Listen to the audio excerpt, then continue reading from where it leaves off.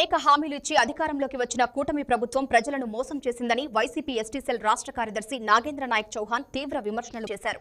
Vijayawada press club లో నిర్వహించిన media సమావేశంలో ఆయన మాట్లాడుతూ గత 18 నెలల్లో కూటమి ప్రభుత్వం అమలు చేసిన పథకాలపై శ్వేతపత్రం విడుదల చేయాలని డిమాండ్ చేశారు. ఎన్నికల సమయంలో ఇచ్చిన సూపర్ 6 హామీలు సహా అనేక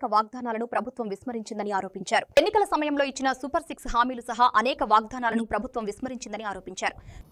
ఈరోజు YSR Congress party ST cell రాష్ట్ర కార్యదర్శిగా విజయవాడ ప్రెస్ క్లబ్లో ప్రెస్ మీట్ పెట్టడం జరిగింది. మేము ఈరోజు ఆంధ్రప్రదేశ్ రాష్ట్ర వ్యాప్తంగా వైఎస్ఆర్ కాంగ్రెస్ పార్టీ బలోపేతమే లక్ష్యంగా పనిచేస్తూ ఉన్నాను. జగనన్న నాయకత్వాన్ని ఆంధ్రప్రదేశ్ రాష్ట్రంలో ఉన్నటువంటి గిరిజనులందరినీ చైతన్యం చేసి పెద్ద ఎత్తున అటు చిత్తూరు నుంచి శ్రీకాకుళం వరకు ఆదివాసీ ఏరియాలలో, గిరిజన తండాలలో, గిరిజన కాలనీలలో, ఆదివాసీ గూడాలలో, బంజారా తాండాలలో జగనన్న నాయకత్వాన్ని బలపరచడమే లక్ష్యంగా నేను పనిచేస్తూ ఉన్నాను.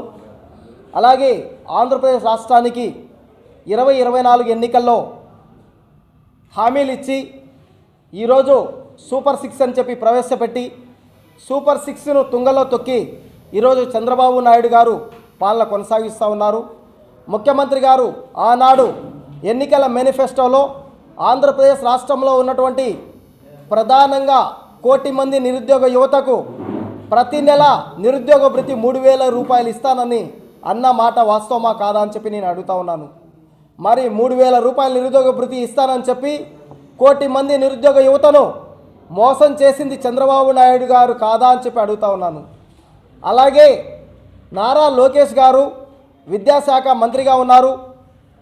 ప్రతి సంవత్సరం 1వ తారీఖున జాబ్ క్యాలెండర్ రిలీజ్ చేస్తానని చెప్పి ఆంధ్రప్రదేశ్ రాష్ట్రంలో ఉన్నటువంటి యువతకు మీరు ఏం సమాధానం చెప్తారని చెప్పి నేను అడుగుతా ఉన్నాను.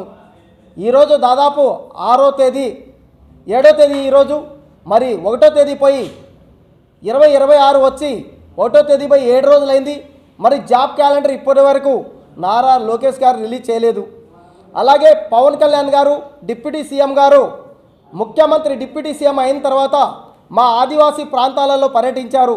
పార్వతీపురం జిల్లా, మన్నెం జిల్లా, అల్లూరి సీతారామరాజు జిల్లాలో పర్యటించారు.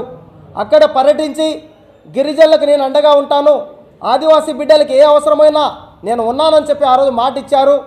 పర్యటించి ఫోటోలకు ఫోజులు ఇచ్చి వచ్చేసారే తప్ప ఈనాటి వరకు ఆదివాసీ బిడ్డలకు ఏం చేశారు పవన్ కళ్యాణ్ గారు అని చెప్పి నేను అడుగుతా ఉన్నాను.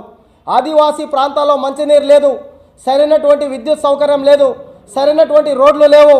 ఎక్కడ చూసినా విష జ్వరాలు ప్రబలుతూ ఉన్నాయి.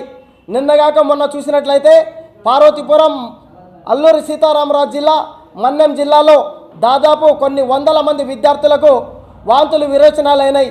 దీనికి కారకులు ఎవరు అని చెప్పి నేను ప్రశ్నిస్తూ ఉన్నాను.